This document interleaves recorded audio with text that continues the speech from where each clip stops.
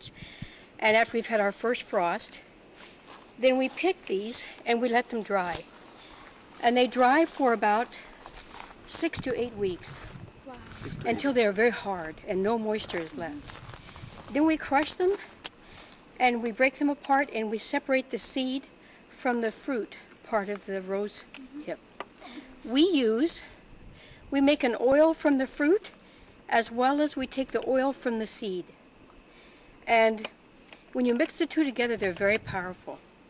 And this here, how they first found out about the rose hip is the Indians would use it, but how the white man found out about the goodness in here is during World War I.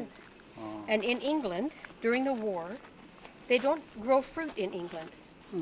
And so the big ships were not allowed to come in with the fruit. So they were afraid that their troops were going to get scurvy.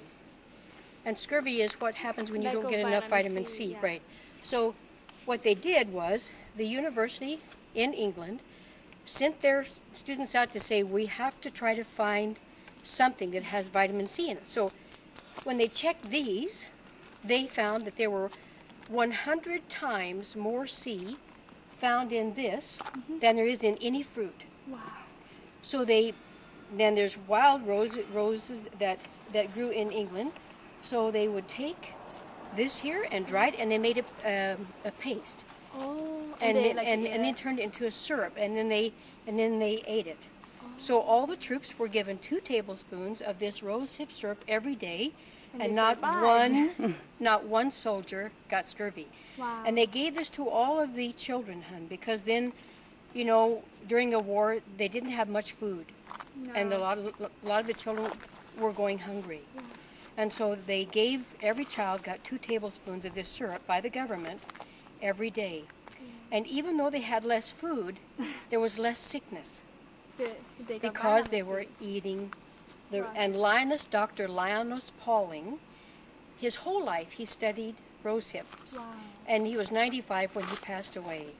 And he got lots of awards in the world for his study of vitamin C. And there's two plants that has a lot of vitamin C, rosehip and one that's called acerola cherries. And those come from South America. But the rosehip is the most powerful because it's high in minerals and high in vitamins and very, very high in vitamin C and very high in bioflavonoids. Oh, yeah. So you get everything in one plant, which is really nice. Yeah, so this is just one that's growing. Perfect one. Yeah. What do you explain about the Hills Rosehip oil product to the people who doesn't know this product so far? Well, James, I'm very proud of what's in this bottle. What's wonderful about this rosehip oil that grows all on the Hills Health Ranch property is it is totally natural. It's how God created it. And when you look at the rosehip bush out there, we have millions and millions of these bushes, of these wild rose bushes. And when the flower falls off, there is a fruit that grows right where the blossom was.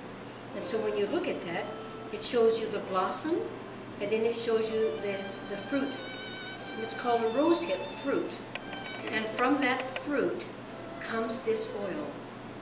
And what this oil is good for is it is very high in vitamin C. It is one of the highest products in the world in vitamin C. It is 60 to 70% higher in vitamin C than any other food source. Oh, 60 times. 60 to 70 times higher. Vitamin C. In vitamin C and something called bioflavonoids. What most people don't know is if you are eating something that is high in vitamin C and it does not have bioflavonoids, your body only absorbs a very small amount of the vitamin C. But when you add the bioflavonoids, he acts like the train. He picks up the vitamin C and he carries it through the tiniest little capillaries in your body so that your whole body gets the use of the actual vitamin C.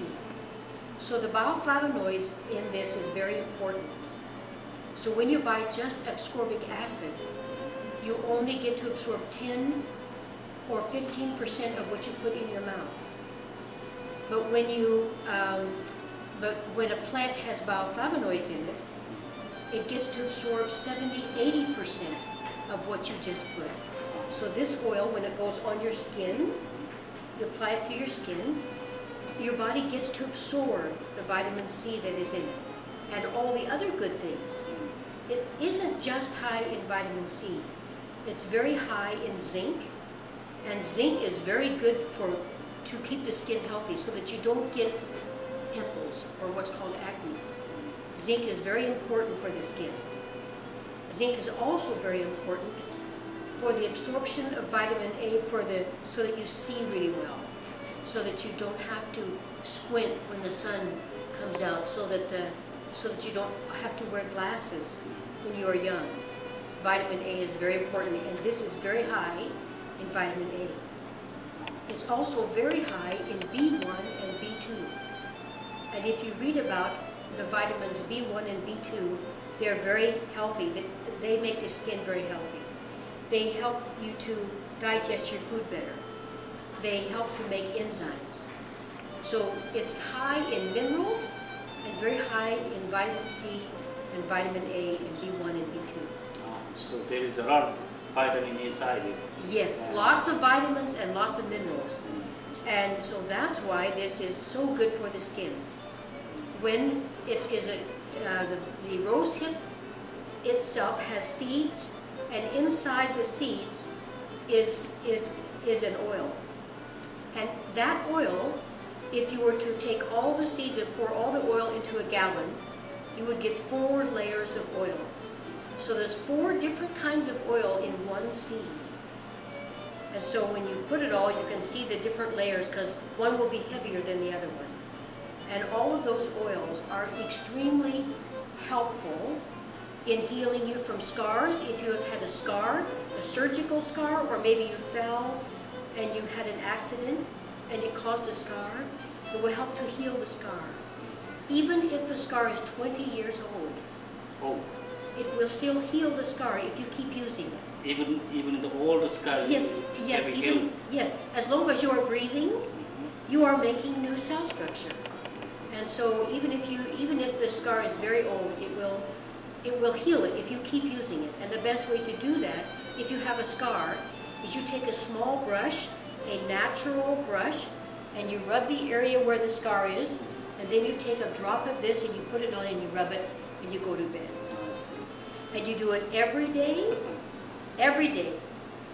And before you know it, some scars are very deep and very old. They might take you 1 year. But if the scar is less than 2 years old, it only takes most people 3 months. 3 months only? 3 months. So after 3 months we can realize the scar is exactly diluted? Yes.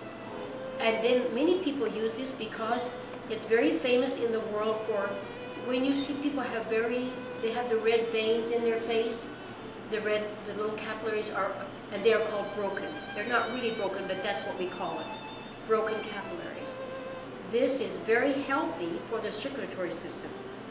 And every time that you apply the rosehip oil on, it goes down through the skin and it puts a protective sheath over that weak, fragile capillary. So that if you were my age, and I'm 62 this next month, most people have thin little capillaries or they have thinner skin and the skin is breaking down. This makes collagen, and collagen in your skin is what gives the skin the fiber. It helps to give it the strength. Is called collagen. And what vitamin C does is makes the collagen very level and balanced in the whole skin, rather than having some areas that have no collagen and then there's too much in others. And how you can tell if someone has too much collagen, when is normally in the nose and around the mouth and the chin. If it looks like the skin of an orange, and it has this sort of big little dents in there, that's too much collagen. That means they're going to have other parts of their skin that's going to lose the elasticity because their collagen is not balanced.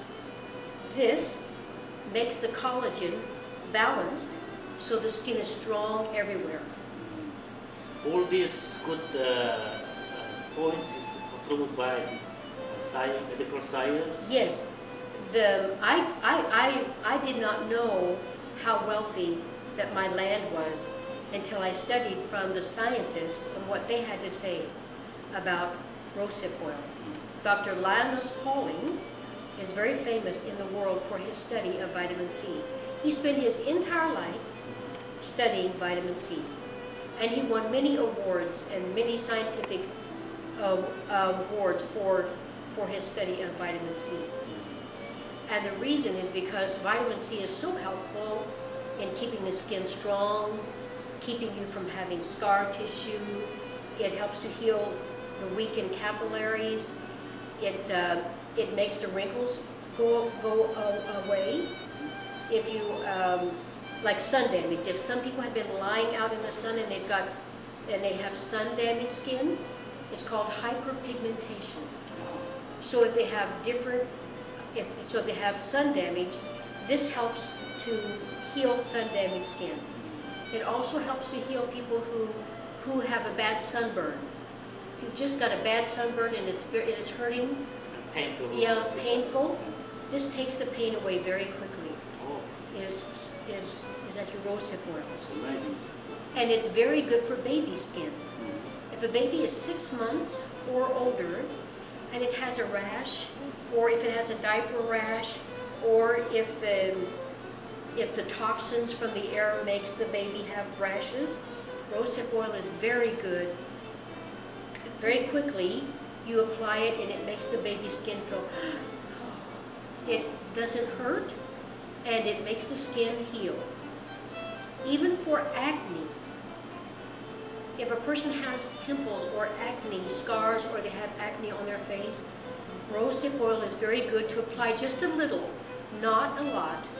You're going to wash the face at night, so cleanse the skin, and then just take enough on your fingers, like this. You do like this, and you press, press, press, press, press, and then you do a light massage. And just because your hand, when you do this with the rosehip oil, it makes the skin very warm, very quickly. And the warmth, and the minute you go this way, it sucks it right into your skin very fast. So if you have acne, you don't want to massage where the acne is. You massage the fingers with the rosehip oil, and then you press where the acne is, and it goes in very quickly and helps to heal where the pimples are, or of course where the acne is. Many people nowadays suffered by some atopy skin. So you're talking about the scar tissue. Scar tissue, not only scar tissue.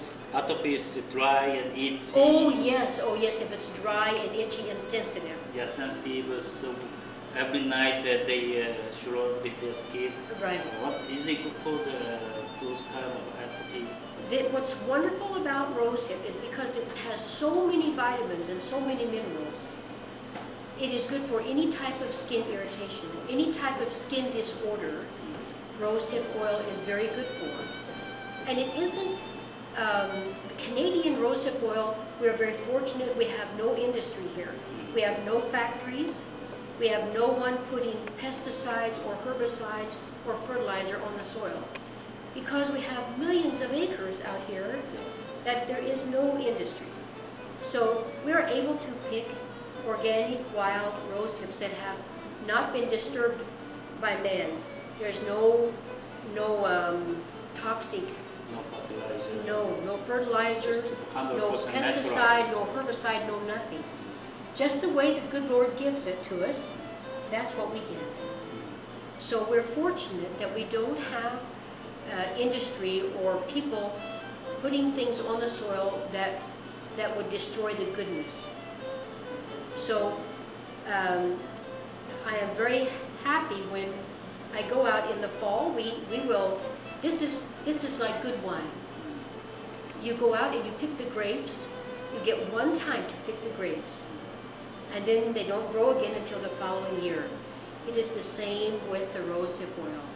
We get to pick it one time all year when it is ripe, and then we don't get to pick it again until the following year. So we get it comes one time a year when it is ready, and that is about the end of August. And after the first frost, then we pick the rosehips. And then it's when it's ripe and it's at its perfect condition for us to add organic. There's no solvent extraction. We use a cold press. So we just press the oil out of the seed. We don't add a solvent. So there is no solvent extraction and there's no chemicals in here. It's only 100% natural and just the way God gives it to us. Okay. So that's the big difference between Canadian rosehip oil and other country rosehip oil. Yes, the difference is in other countries they will often put fertilizer or something on the soil to make the plants, get the rosehips bigger and make them grow more. Many times their rosehips is close to factories or close to industry, and the air is not as clean and pure. And as you have taken pictures of what our air looks like here, it's very clean and very pure because we have no industry here. We have no factories. So the air is very clean. What is in the air, the rain drops and puts it into the soil. So even if the factories are miles away, the wind blows that pollution, and then the rain causes the pollution to go into the soil. So we're very fortunate that we are many miles, many hours away from factories. So we don't have the pollution in the air. And one of the good things that I like about if you were in Chile or if you were in South Africa, where they make rosehip oil, a lot of their oil is not totally natural and organic because there is pollutants in the soil. And they don't have the regulations that Canada does, especially in British Columbia. They don't allow in the waterways. Our rosehip grows where the water is very pure and where the air is very clean and where we have no factories. So we're very fortunate that our rosehip grows in a very clean part of the world. Okay. Okay, thank you so much about the You're explanation welcome. of it. Great. Great.